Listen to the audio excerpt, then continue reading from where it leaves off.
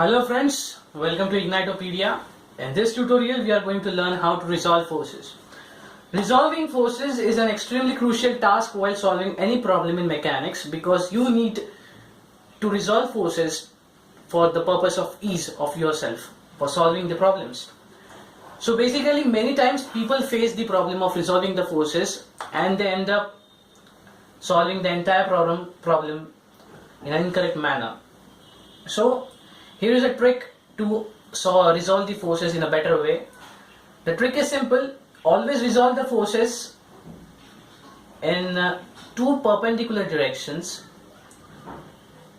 The choice of the perpendicular directions may depend upon your convenience, but we usually take it as x and y direction, the horizontal direction as x and the vertical direction as y. And whenever you resolve the forces in such a way, then you have to take care that all the angles or the force angles, the angle of the forces, the angle that the force makes with the directions should be taken into properly taken into consideration. For example, if you're resolving the forces along the positive x direction, then we will take those forces to be positive, and any component of the force which you are taking in the negative direction, we take them to be negative.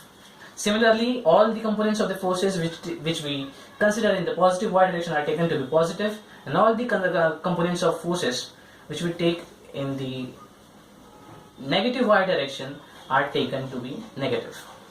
Now, applying this knowledge of resolving forces in problem like this, in which a block has been kept on the ground and a force F is acting on the particular block, making an angle theta with the horizontal direction, that is with the surface.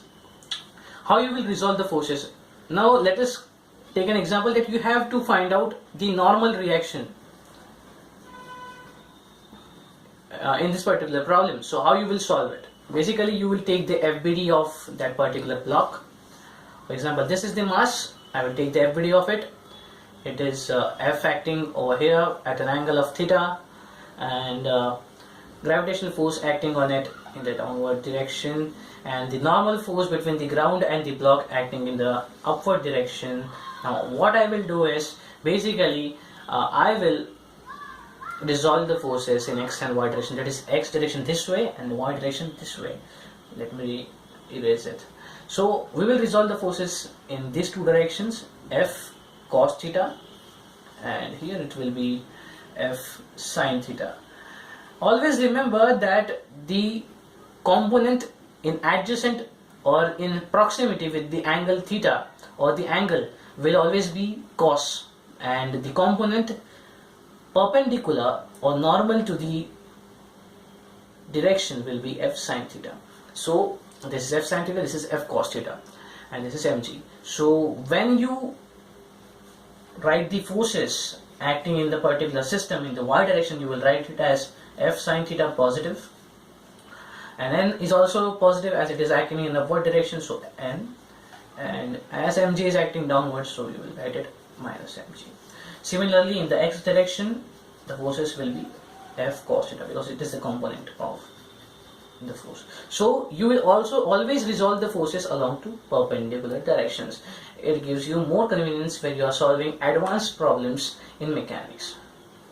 So let us now take an example to apply the knowledge we have gained about resolving the forces in more detailed manner. So let us analyze this problem. In this, a cylinder has been kept in contact with a wedge and in support with a wall. So let us try to resolve the forces acting on the cylinder in two perpendicular directions. We consider these two perpendicular directions to be of this form: x direction in the horizontal direction and y direction in the vertical direction. So let us draw the FBD of the cylinder to resolve the forces first. So this is the cylinder. It has a mass m, so the forces acting on it will be mg in a downward direction, that is mg. Also, let me draw the two imaginary surfaces, the wall in the isolated view and the wedge. Now you know that this wedge is going to exert a normal force NA at this point of contact, so let me draw it.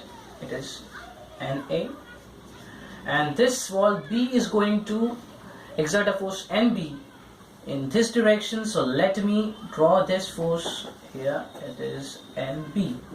Now you know that this angle with the horizontal, that is the angle of inclination of the wedge with the horizontal direction, is 30 degree.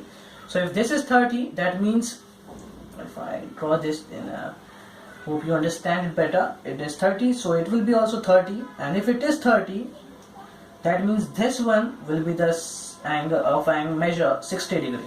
So let me draw it more correctly and more.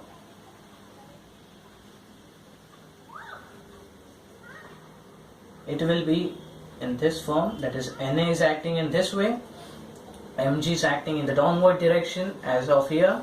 This angle I calculated it to be 60 degree, so it is 60, and this NB is acting in the negative horizontal direction, that is it is NB. Now as we know that our aim is to resolve the forces in the x and y directions, so we will take the component of normal A in the x direction. In this manner, we will take the component of NA here, that is NA cos 60, and here as NA sin 60. We don't need to resolve the force NB because it is already acting in only one direction, and its component in the perpendicular direction will be 0, because the angle will be 0, that is NB cos 90. If I take it will be 0, so no need to resolve this force NB. Also there is no need to resolve the force MG because it is already acting in the vertical, either of the two directions, that is it is acting in the vertical direction. So one point to remember is that if any force is acting in any of the two chosen perpendicular directions, then you don't need to resolve it in a better way. Only force which does not act in either of directions, you need to resolve it in two components. So you have resolved the forces. You have resolved the forces for the cylinder, and thus you obtain the solution. So this is the way how you resolve the forces, and the steps involved are quite simple. Let me review it once again. First, draw the FBD, the free body diagram, and then the second step is to apply choose any arbitrary perpendicular direction set, and then third is to carry out the work of components. So this is it, what you need to do to resolve forces.